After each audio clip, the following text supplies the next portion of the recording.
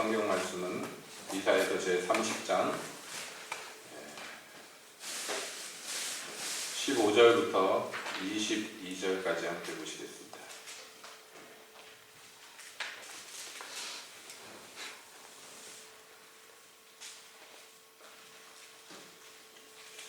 이사야서 제30장 15절부터 22절까지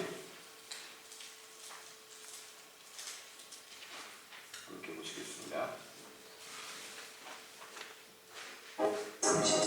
이르기를 아니라 우리가 말 타고 도망하리라 한 거로 너희가 도망할 것이요, 또 이르기를 우리가 빠른 짐승을 타리라 한 거로 너희를 쫓는 자가 빠르리니 한 사람이 꾸짖은즉 1000사람이 도망하겠고 5이 꾸짖은즉 너희가 다 도망하고 너희 남은 자는 겨우 산꼭대기에 깃대 같겠고 이어 위에 기후 같으리라 하셨느니라. 그러나 여호와께서 기다리시나니 이는 너희에게 은혜를 베풀려 하시며 일어나시리니 이는 너희를 긍휼히 여기려 하심이라. 대저 여호와는 공의의 하나님이심이라. 무릇 그를 기다리는 자는 복이 있다. 시온에 거하며 예루살렘에 거하는 백성아, 너는 다시 통곡하지 않을 것이라. 그가 너의 부르짖는 소리를 인하여 내게 은혜를 베푸시되 들으실 때에 내게 응답하시리라. 주께서 너희에게 환난의 떡과 고생의 물을 주시나 내 스승은 다시 숨기지 아니하시리니 내 눈이 내 스승을 볼 것이며 너희가 우편으로 치우치든지 좌편으로 치우치든지 내 귀에서 말소리가 내 귀에 들려 이르기를 이것이 정론이 너희는 이리로 행하라 할 것이니 또 너희가 너희 조각한 우상에 입힌 은과 부어 만든 우상에 올린 금을 더럽게 하여 불결한 물건을 던짐같이 던지며 이르기를 나아라 하리라. 아멘. 하나님, 이 시간에 주의 말씀 듣기를 원합니다. 주님 오셔서 말씀하시고 저희로 듣게 하시옵소서. 예수님의 이름으로 기도합니다. 아멘. 한 주간 평안하셨습니까? 다른 주에도 이렇게 질문 드립니다만은 이번 주에는 더더욱 이 질문이 실감이 나는 것 같습니다. 여러분들이 기도해 주신 덕분에 일주일간 무사히 필리핀 사역을 마치고 어제 돌아왔는데요. 이번에는 그 돌아오는 길에 이렇게 이상하다 하는 느낌이 듭니다. 굉장히 오랜만에, 일주일 만인데, 정확히 하면 일주일도 아닌데 그럼에도 불구하고 굉장히 오래만에 울진에 오는 것 같은 그런 느낌을 받습니다. 하나님께서 참 여러모로 도움을 주시고 역사를 하셔서 무사히 그 여정을 마치고 돌아왔지만은 또 한편 돌아오는 길에 새로운 고민거리가 생겨서 많은 그 생각을 하면서 그 돌아오는 그 비행기에서 차에서 여러 가지 생각을 고민을 하면서 그렇게 돌아왔습니다. 고민이라고 해서 뭐 대단한 것은 아니고요. 이번에 그 필리핀의 청소년 집회 뭐 매년 참석했습니다만은 이번에 참석을 했는데 예년과 다른 것은 예전에 계속 참석하던 아이들의 얼굴들이 많이 보이지 않았다는 것입니다. 여러 가지 악재들이 겹쳐서 그 기존에 참석하던 친구들이 거의 대부분 참석하지 않고 또 새로 전도된 친구들이 줄을 이루어서 그렇게 집회를 하다 보니까 교회가 생소하고 성경 말씀에 대해서 전혀 무지한, 비록 천주교구까지만 천주교 안에서 성경을 가르치는 것이 없기 때문에 성경 말씀을 처음 듣는 그런 학생들을 놓고선 집회를 하다가 그 무엇을 고민하겠습니까? 얘네들한테 어떻게 복음을 증거할 것인가? 이 아이들이 어떻게 하나님이 자기를 사랑하셔서 자기 아들을 내어주셨다는 이 어마어마한 사실을 믿게 할 수 있을 것인가? 이것을 고민하지 않을 수 없었습니다. 고심을 해야죠. 그래서 씨를 뿌리는 심정으로 그렇게 복음을 계속해서 전했는데 집회가 마치고 나서 식사를 하는데 그 필리핀 교회에 담당하고 있는 아브노 전도사라니가 농담 반 진담 반으로 밥 먹으면서 그런 얘기를 합니다. 자기가 이렇게 말씀을 듣는데 차수영 목사님이 이렇게 복음을 성경 말씀을 막 설명을 하는데 박형 선교사님이 그 통역을 하는데 자기가 딱 보니까 통역이 형편없더라. 그런 거야. 농담 반 진담 반으로. 자기가 막 한국말을 알아듣나요? 제가 뭐라고 그랬길래 통역을 했느니 못했느니 그게 판단을 하는지 모르겠습니다만은 그러면서 덧붙여 얘기하는 것은 그 참목사님이 어떤 성경 구절을 인용해가지고 뭐를 설명을 하는데 그것을 통역하는데 박경석 교사님 통역하는 거 보니까 그 정확하게 안 하는 것 같더라 그러는 거예요. 사실 뭐 그 말이 과히 틀린 것은 아닙니다. 왜냐하면 동시 통역이라는 것이 그렇잖아요. 바로 듣고 바로 통역을 하는데 그거를 갖다가 계속 해야 됩니다. 매 문장이 계속 나옵니다. 그것을 계속 통역해야 되기 때문에 아무래도 디테일에 있어서는 떨어질 수밖에 없죠. 그걸 감안하고 저도 설교를 합니다. 단순하게 번역체처럼 그렇게 얘기를 하고 그게 그러니까 영어로 또는 따갈록으로 잘 번역될 수 있도록 하려고 하지만은 아무래도 그 동시통역이라는 것이 그런 부분에서 부족한 것이 없지 않아 있죠. 제가 어떤 중요한 사실에 대해서 얘기하는 것이 통역을 통하면 그냥 단순하고 당연한 흔한 얘기로 그냥 그렇게 전달될 수도 있죠. 많은 부분에서 그런 것이 없을 수가 없는 것입니다. 그런데 이 아브너 전도사님 얘기는 그 박형석 목사님을 비난하려고 하는 얘기가 아닙니다. 그렇게 자기가 듣고 있는데 매일 끝날 때마다 그 아이들에게 지원자를 받아가지고 한 7, 8명 나와서 자기가 오늘 배운 거, 깨달은 거, 느낀 거 이거 말하자면 간증을 시킵니다. 애들이 나와서 얘기를 하는데 그 필리핀 애들이 영어를 알아듣고 공용어로 쓰기는 하지만 자기 감정이나 이런 깊은 얘기를 하는 거 영어로 하기에는 좀 능력이 부족하니까 그런 거 할 때는 다 따갈록으로 합니다. 전혀 영어가 섞이지 않은 자기네 나라 말을 하는데 들어보신 분은 알겠지만 전혀 짐작이 안 갑니다. 무슨 얘기를 하는지.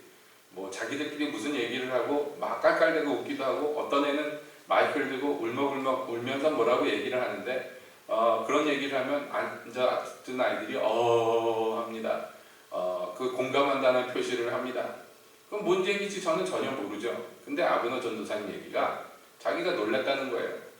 분명히 박형성 교사님이 통역을 그렇게 하지 않았는데도 불구하고 애들이 알아듣더라는 거예요. 나중에 자기가 알아듣는 거, 깨달은 거 얘기를 하는 거 보니까 그 성경 말씀의 진리를 다 얘기를 하더라는 거예요. 그래서 자기가 놀래노라 마지막 날에 그렇게 얘기를 합니다. 그래서 제가 역시 하나님이 은혜를 주시고 역사를 하시는구나. 이 열악한 상황에서도 그걸 참 하나님께서 빛을 비춰주시는구나. 참 감사했습니다. 생각하면 신기하죠? 그걸 어떻게 알아들었을까요? 한국말도 모르는 애들이. 그 정확하게 그 성경의 진리, 복음에 대해서 이야기를 하더라 그러는 거예요. 참 감사하다. 그런 생각을 합니다. 그러면서 또 새로운 고민거리가 생겼다 그랬죠. 제가 한국을 돌아오면서 또 그 생각을 한 거예요. 새삼 느낀 게 뭐냐면 우리가 일반적으로 교회에서 또 신앙생활을 하면서 저도 목사입니다마는 우리 성도들에게 다른 교회도 아마 그럴 거예요. 우리가 치중하는 부분, 많은 부분이 뭐냐면 하나님한테 사랑받을 수 있는 사람이 되라. 이거에 치중을 하더라는 거예요. 새삼 느꼈습니다. 그럴 수밖에 없고 또 그것이 잘못된 것은 아닙니다. 그런데 하나님께서 깨닫게 하시는 것은 하나님은요 그냥 사랑하셔요. 물론 기쁜 마음으로 사랑해야 좋겠지요. 하나님이 슬퍼하시면서 사랑하는 것은 좋지 않겠습니다만은 우리가 힘쓰고 애쓰는 것이 하나님께 사랑받을 만하게 하려고 뭔가를 애쓰고 그렇게 신앙생활을 하는데 사실 알고 따지고 보면요 하나님이 사랑하십니다. 이유 없이 먼저 우리가 그 사실을 모르는 건 아닙니다만은 심정적으로 그렇게 잘 안 느껴져요. 그러니까 어떻게든지 하나님한테 좀 사랑 좀 받아보려고 애를 씁니다. 그것이 우리 형편이 그렇죠. 제가 전에도 잠깐 말씀을 드린 적이 있습니다만은 어떤 TV를 우연찮게 보게 되는데 거기 나오는 아주머니가 참 사는 게 그렇게 힘들게 살 수가 없어요. 젊은 시절에 그 남편한테 버림받고 이혼당하고 그런데 남편이 늙어서 병 들어가지고 갈 데 없으니까 돌아왔어요. 그래가지고 온몸이 마비돼가지고 제대로 거동도 못하는 거 그거 이 아줌마가 걷어먹이고 기릅니다. 외아들 하나 기르면서. 그런데요 이 사람이 오만 빚을 진 것이 다 이 아주머니한테 갚으라고 난리를 치는 거예요. 사실 법적으로 갚을 이유가 없는데도 불구하고 안 그러면 가만 안 있겠다고, 이 사람을 가만히 안 두겠다고 그러니까 하루에 그냥 식당 가서 일하고 여기 가서 일하고 저기 가서 일하고 하루에 쉬는 시간 없이 일하면서 그걸 갚아 나가는 거예요. 그 새벽 예배 나가가지고 집사님인데 기도를 하는 장면이 TV에 나오는데요. 제가 얼마나 가슴이 아픈지 몰라요. 울면서 기도하는 내용이 그거예요. 하나님 나 좀 사랑해 주면 안 됩니까? 그러면서 울면서 기도해요. 하나님이 왜 사랑 안 하겠습니까? 근데 안 느껴져요. 나는 왜 이렇게 살아야 되나? 내 인생은 왜 이러냐? 그러면서 울면서 하나님 나 좀 사랑해 주세요. 나 좀 사랑해 주세요. 그렇게 기도를 하는데요. 참 가슴이 먹먹하고 그건 뭐라고 위로를 해줘야 되나? 그런 생각이 절로 드는 것을 봅니다. 그런데 제가 일주일 동안 아이들한테 그 필리핀 복음 처음 듣는 애들한테 하나님이 너희를 사랑하신단다. 너희가 하나님을 찾고 구하지 않았는데도 먼저 사랑하셨단다. 그래서 네가 하나님을 전혀 모를 때 하나님이 자기 아들을 널 위해서 내어주셨단다. 그 얘기를 일주일 내내 한 거예요. 이걸 믿기만 하면 된다. 너는 이거 하나님의 은혜고 선물이다. 그렇게 얘기를 일주일 동안 전하다가 한국에 돌아오면서 생각을 해보니까 정말 그렇더라고요. 하나님이 우리 사랑하는 것을 누가 막겠습니까? 막을 수 없어요. 그럼에도 불구하고 우리는 어떻게든지 좀 사랑 좀 받아보려고 이렇게 애를 쓰고 저렇게 애를 쓰고 합니다. 이거 하면 하나님이 날 좀 더 사랑해 주실까? 저거 하면 좀 하나님이 날 사랑해 주실까? 목회자들도 뒤에서 채찍질을 하면서 하나님 그렇게 해서 하나님 사랑 받을 수 있겠느냐고 막 몰아붙입니다. 여러분 우리가 하나님 사랑받기 위해서 애쓰고 힘써야 되는 것이 나쁘다는 얘기 아닙니다. 잘못됐다는 얘기도 아닙니다. 그러나 생각해보건대 더 그보다 힘쓰고 더 애를 써야 될 부분은 하나님의 사랑받기 위해서 애쓰고 힘써야 될 것이 아니라 우리가 하나님을 어떻게 사랑할 것인가. 사실은 이것을 정말 고심해야 된다는 것이에요. 어떻게 내가 하나님을 사랑할 것인가. 어떻게. 그래서 돌아오는 여정 내내 고민했습니다. 이제 한국에 돌아가고 우리 새빛교회 성도들을 만나고 다시 말씀을 전하고 목회를 하는데 정말 이거 어떻게 해야 될 것인가. 나부터 해서 우리 성도들이 어떻게 하면 하나님을 사랑하게 할 수 있을 것인가. 우리가 어떻게 사랑해야 되겠습니까? 근데 문제는 사랑이라는 것이 결심하고 해야 되겠다 해서 되는 게 아니잖아요. 그렇죠? 사랑이라는 것을 보통 우리가 얘기할 때 뭐라고 얘기합니까? 사랑에 빠졌다 이렇게 얘기를 하죠. 사랑에 빠졌다 그렇게 얘기를 합니다. 여러분 사랑해 보신 분들은 알 거예요. 사랑해야지 계획을 세워서 사랑하게 되는 것은 사랑이 아니잖아요. 사랑은 그냥 생기는 것이고 그냥 빠져버리는 것이 사랑인 줄로 압니다. 근데 우리가 하나님을 사랑해야 된다는 이 정말 변할 수 없는 이 진리 앞에서 그래서 사랑을 해야 되겠는데 이거 어떻게 해야만 사랑을 할 수가 있겠느냐. 그 고민을 하지 않을 수가 없습니다. 저부터 해서 어떻게 하면 하나님을 사랑할 수가 있겠는가? 어떻게 하면? 무엇을 하면 하나님과 사랑에 빠질 수가 있겠는가? 다시 말씀드립니다만 하나님은 우리를 사랑하십니다. 그럼 변함이 없습니다. 하나님은 원래부터 사랑하셨고 앞으로도 사랑하실 거예요. 하나님은 회전하는 그림자도 없고 변심하지도 않으십니다. 근데 문제는 우리는 변심을 한다는 것이에요. 하나님의 은혜를 입고 마음에 불이 붙고 그래서 막 그 뜨거울 때 그때 하나님을 사랑하는 것 같습니다. 그런데 곧 다른 이유로 여러 가지 어지러운 것으로 마음이 식고 변심합니다. 우리가 원래 그렇습니다. 그렇죠? 그럼 이거 어떻게 해야 되겠는가? 내가 이 모양인데 내가 어떻게 하나님을 사랑할 것인가?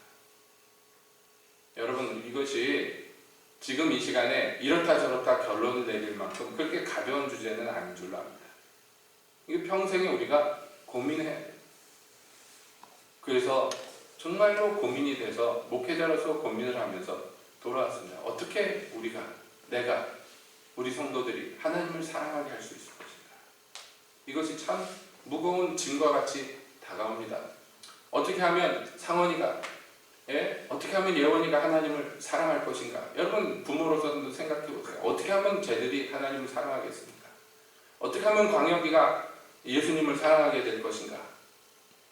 그러면 이런 얘기하면 속으로 나는 예수님 사랑하는데 억울하다 이렇게 생각할지 모르지만 부족해. 예. 모자라. 어떻게 하면 사랑에 빠질 수 있을 것인가? 여러분 우리가 이거 평생에 고민해야 될 문제라고 생각합니다.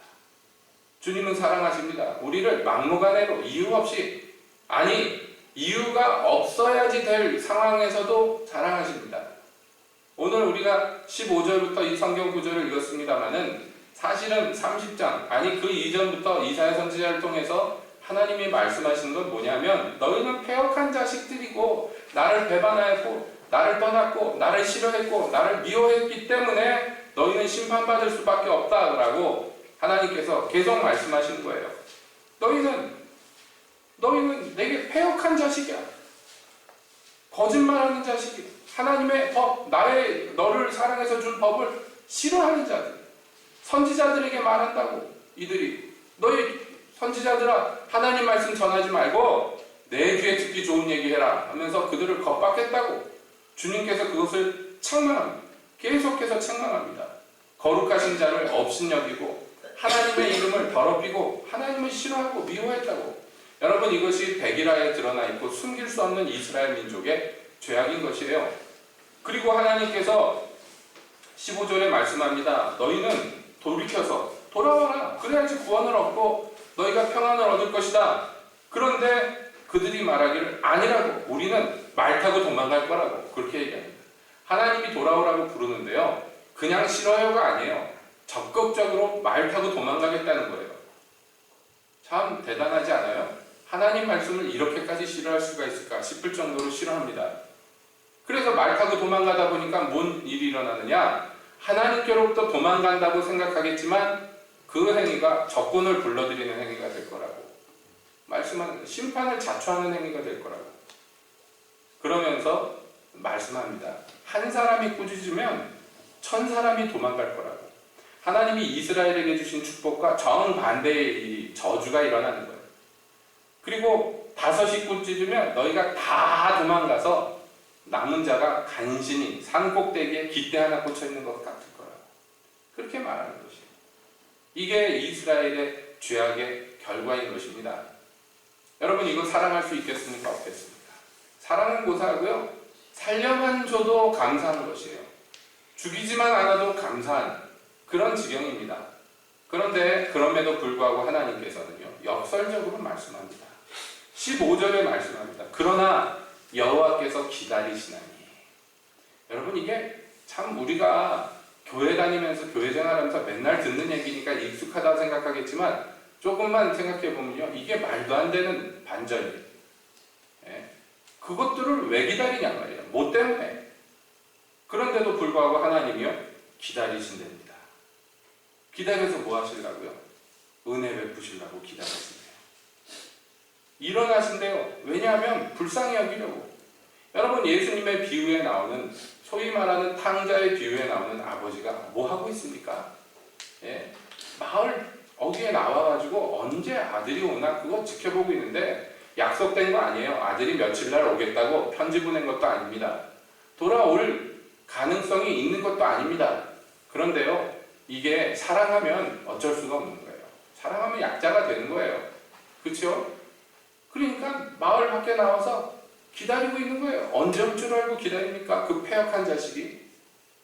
아버지 멀쩡하게 살아있는데 죽은 셈 치고 돈 달라고 그래가지고 재산 다 갖고 도망간 놈인데 그거 뭐 이쁜 게 있어서. 이게 사랑이라는 게 그렇죠. 그 아들이 돌아오는데 저 멀리서 오는 기색만 보고도 먼저 달려가서 품에 안고 은혜를 베풀고 사랑을 베풉니다. 지금 그것이 예수님의 비유에 나온 얘기지만은 거짓말도 아니고 꾸며낸 것도 아니고 현실입니다. 하나님이 그러하시다 하는 거예요.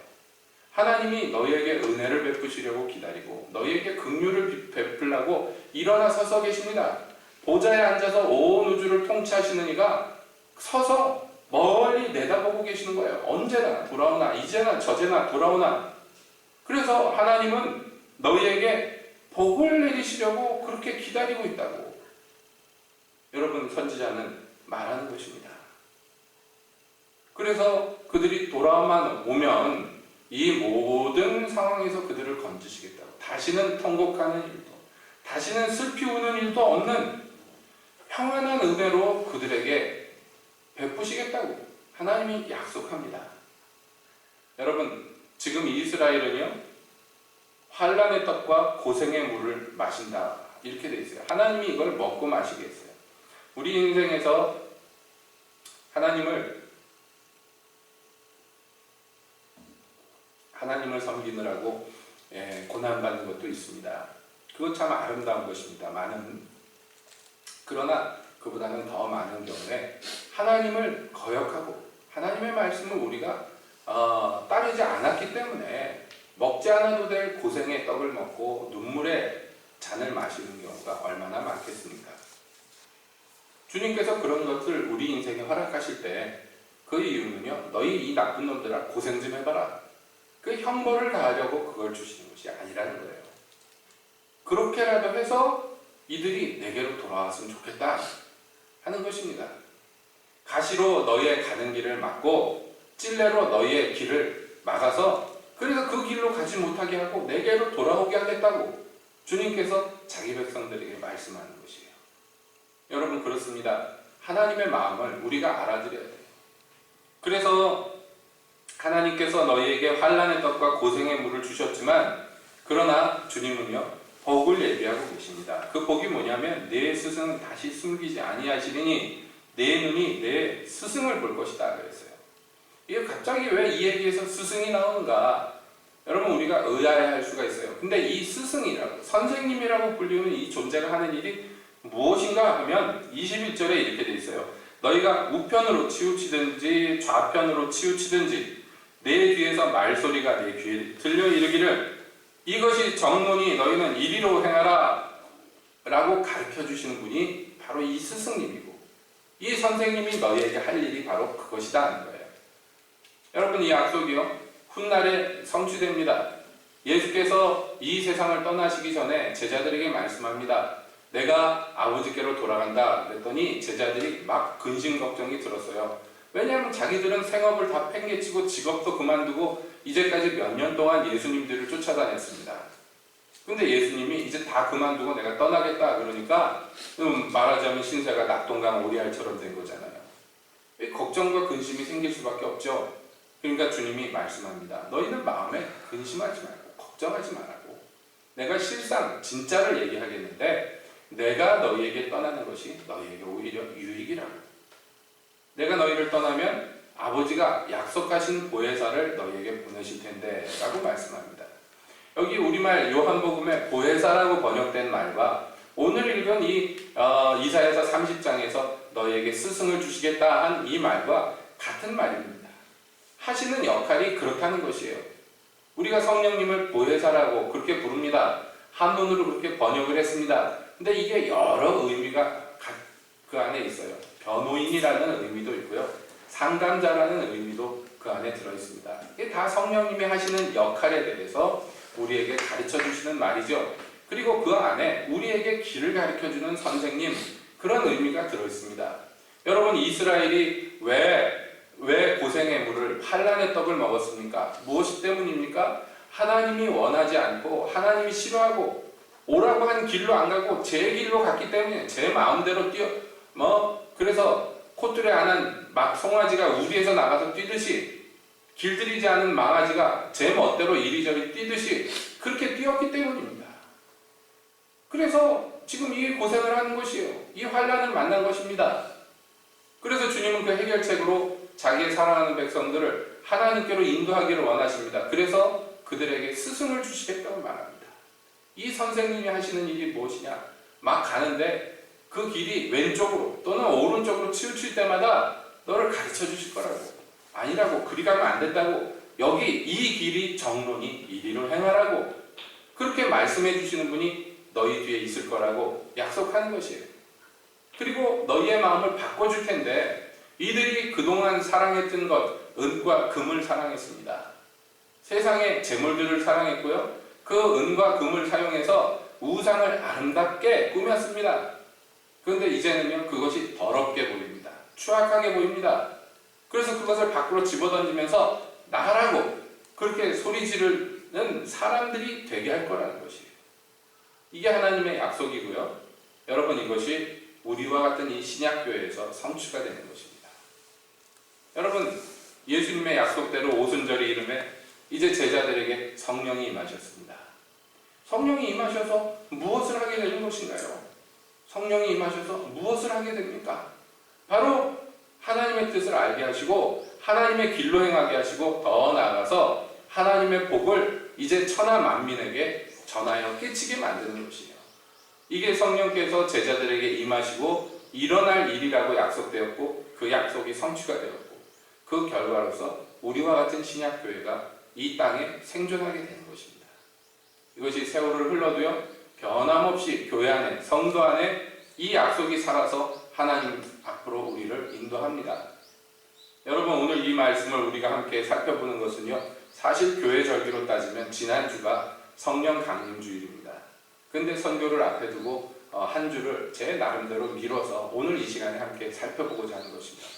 그리고 초두에 말씀드린 대로 제가 고민하는 것, 어떻게 하면 우리가 하나님을 사랑할 것인가? 이 문제에 대한 어떤 면에서 아주 중요한 해법 중에 하나라고 생각하기 때문입니다. 여러분, 우리가 하나님을 사랑하는 거요, 어떻게 하면 사랑하게 됩니까? 여러 가지 말로 설명할 수 있겠습니다만은 제가 단언하건대 여러분, 예수님의 얼굴을 보면 예수님께 반하게 되고 예수님을 사랑하지 않을 수가 없게 됩니다. 제가 단언한다고 말씀드렸어요.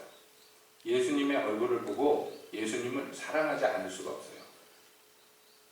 왜? 그렇잖아요. TV에서 실제로 한 번도 본 적 없는 연예인들, 아주 멋있고 예쁘게 생긴 사람들 보면 또 마음에 혹할 수 있죠. 그 사람이 연기하는 캐릭터를 보면서 그 역할에 혼박 빠져가지고 나도 저런 군인이지만 저렇게 멋있는 군인 한 번 있으면 연애해보고 싶다. 그런 생각이 막 들죠. 그렇지 않아요? 안 그렇습니까? 여자 의사들 중에 예쁜 의사가 없는데 저렇게 생긴 의사 한 명 있었으면 연애하고 싶다. 그런 마음이 들게 막 만들지 않습니까? 여러분, 한 번도 실제로 본 적도 없는 사람들, 그런 사람들의 행동을 보면서 거기에 마음을 빼앗기고 그래가지고 매 시간 그거 보지 않고는 견디지 못하게 만드는 거. 여러분, 이게 인간 성정의 빈틈을 노리는 거죠. 그래서 이런 프로그램들을 만드는 것 아니겠습니까? 우리 예수님을요, 우리 주님을 성경에서 종종 아름답다고 얘기합니다. 아이고, 그게 뭐 표현이 그러냐. 여러분, 하나님이 아름답다 그러면 우리가 마음에 안 와닿습니다. 그런 아름답다는 묘사는 거기에다가 쓰는 게 아니지 않습니까? 그쵸? 아닙니까? 여러분, 상훈아, 아름답다 그럼 누가 딱 떠오르냐? 솔직하게. 몰라? 목석 같은 남자는 몰라? 서련이 떠오르냐? 아니야. 절대로 아니야. 절대로 아니래요. 그러니까 절대로 아니라고 그런 거 보니까 누가 딴 사람이 있는 거예요, 마음에. 연예인이 아닌 것 같아요, 보니까. 유도신문을 했는데 연예인 얘기가 아닌 것 같아요.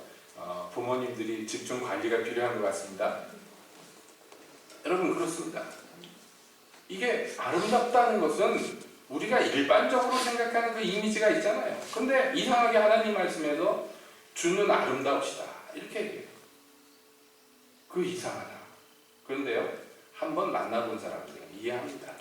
그 왜 그렇게 얘기하는지, 왜 그렇게 얘기하는지. 시편 기자들이 왜 그렇게 하나님의 아름다움에 대해서 칭송을 하고 또 칭송을 하는지 보면 알게 됩니다. 그게 뭐가 아름다울까? 세상 사람들은 모릅니다. 그러나 만나본 사람들은 알아요. 그리고 그분의 그 아름다운 형상을 보면 반하지 않을 수가 없고 마음을 빼앗기지 않을 수가 없어요. 그러니까 여러분, 주를 사랑하는 첫 병은 뭐냐면 주님을 보는 것입니다. 주의 얼굴을 대면하는 것입니다. 그런데 이게 말처럼 쉬우면 참 좋겠습니다. 근데 잘 안 되잖아요. 그러니까 잘 되게 하려면 뭐부터 해야 되느냐? 주님의 곁으로 가야죠. 여기 오늘 읽은 성경에서 얘기합니다. 하나님은 너희를 기다리신다. 은혜 베풀기 위해서 너희를 기다리신다. 호세아서를 통해서 주님께서 말씀합니다. 너희들이 돌아오려거든 내게로 돌아와라. 그렇게 이스라엘에게 말씀합니다. 그러면 이 사람들이 나 더 이상 이렇게 난잡하게 안 살 거야. 이렇게 사는 거 그만둘 거야. 나 새 사람이 될 거야. 그렇게 마음 먹는 건 좋아요. 그래서 돌이키는데 딴 데로 돌이키면 안 되잖아. 기왕에 돌이키려면 어디로 돌이키려는 거야? 하나님께로. 여기 너희에게 스승을 주시겠다. 이분이 정로로 행하라. 이렇게 말씀하는 거 여러분 그 길에 누가 계시기 때문입니까?